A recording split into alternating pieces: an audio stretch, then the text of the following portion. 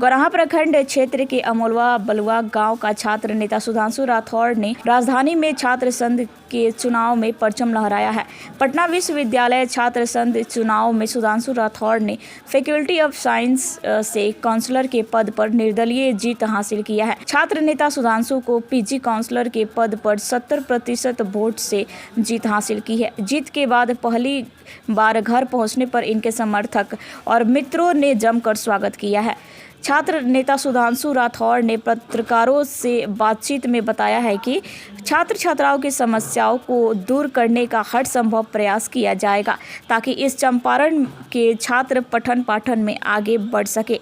इसके बाद छात्र नेताओं को मिठाई खिलाकर उनका उत्साह बढ़ाया गया। मीडिया बंधु को मेरा प्रणाम।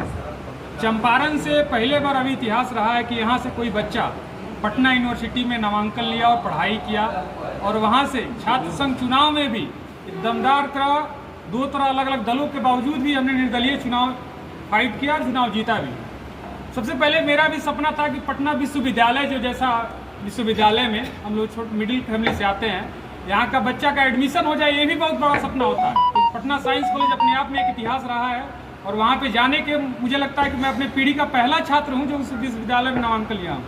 ये एक तो सपना मेरा था ही कि वहाँ नामांकन लेना, सपना और नामांकन हुआ। उसके बावजूद हमने चुनाव लड़ा और चुनाव भी जीता हमने। ये दूसरा सपना मेरा पूरा हुआ, इससे बेहतर और क्या हो सकता है। तो आज इस चंपारण से हमने जा करके और वहाँ पढ़ाई किया और वहाँ सभी छात्रों को मैं धन्यवाद देना चाहता हूँ जिन छात्रों ने हम पे भरोसा जताया, और सभी प्रशासन का, विश्वविद्यालय प्रशासन को भी धन्यवाद देंगे जो उन्होंने इस चुनाव को अच्छे तरीके से कराया।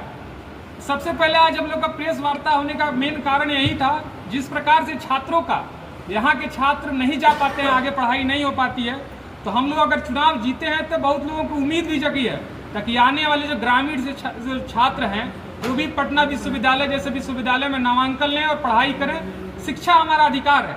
कहने का मतलब आज हम लोग जिस प्रकार से छात्रों ने हम पे भरोसा जताया है, मेरा तरफ से पूरा वादा रहेगा जितना भी हो सकेगा अपने विभागों में जो हम काम करेंगे, और साल भर को जो मौका मिला है उम्मीद है कि जितना बेहतर हम कर सके अपने कार्यकाल में काम करेंगे। और छात्रों को जितना सुरक्षा से लेकर के तमाम चीज़ें हैं, पटना विश्वविद्यालय में कई ऐसा चीज़ें हैं।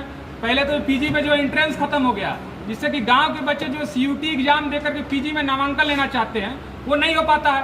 पटना विश्वविद्यालय में मेरिट बेस पे नामांकन होता है, इसमें मिनिमम कटा जाता है 70%, 80%, 90%। और बिहार बोर्ड का बच्चा देखिएगा, मुश्किल से उन लोगों का 70% और 80% जाने में बहुत मुश्किल होती है। तो अच्छे क्रीम बच्चे भी है, उनका नामांकन नहीं हो पाता है विश्वविद्यालय में।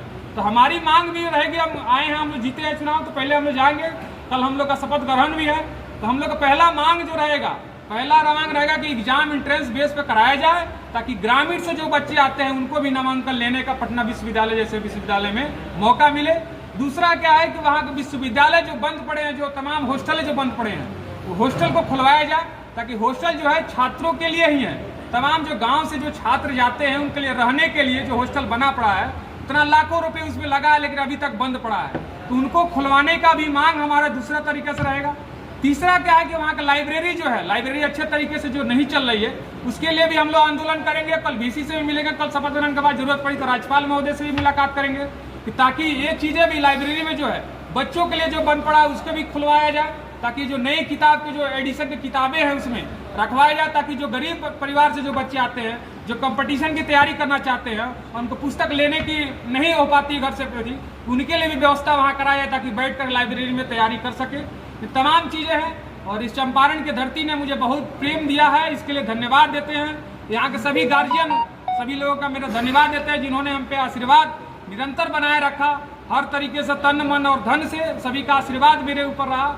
आज इसी के बदौलत और सभी पत्रकार साथियों का निरंतर सहयोग मिलता रहा, निरंतर हम आंदोलन करते भी रहे और हमेशा से सहयोग यहाँ से मिलते रहा। आज उसी का बदौलत है कि आज यहाँ से ग्रामीण क्षेत्र का लड़का जाके पटना विश्वविद्यालय में नामांकन के बावजूद लेने के साथ साथ वहाँ चुनाव लड़ा और चुनाव निर्दलीय भी चुनाव जीता। इसके लिए भी बहुत बहुत सभी को देखिए, सबसे पहले तो लोकतंत्र के चौथे स्तंभ आप लोग हैं, आप लोग बधाई। आप लोग हमेशा से समाज के ज्वलंत मुद्दों को उठाते हैं, इसके लिए आप सभी बधाई के पात्र हैं। हम लोग सुदूर ग्रामीण क्षेत्र में रहते हैं, जो दक्षिणी हिमालय का ये जनजातीय क्षेत्र है। ऐसे क्षेत्र से किसी युवा छात्र का पटना यूनिवर्सिटी तक पहुंचना यही अपने आप में सबसे बड़ी बात है। और दूसरी जो बात है वो ये कहा गया है कि शिक्षा के साथ साथ अच्छी राजनीति का होना इसलिए ज़रूरी है ताकि समाज का जो विकास है वो राजनीति पे निर्भर है। समाज की सारी गतिविधियां एक तरह से आप कह सकते हैं कि राजनीति पे निर्भर है। तो जब शिक्षा में हेरफेर होने लगे तो किसी ऐसे छात्र का आगे आना पटना यूनिवर्सिटी में और वहाँ से आके ये साइंस फैकल्टी से जो है यहाँ जीत हासिल करना, ये अपने आप में बहुत ही सराहनीय है। और ये चंपारण के लिए, हमारे ये गांधी की मिट्टी के लिए, इस सत्याग्रह की जन्मभूमि के लिए एक गौरव का क्षण है।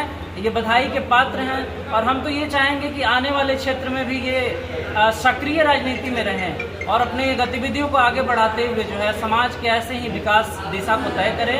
बहुत बहुत धन्यवाद।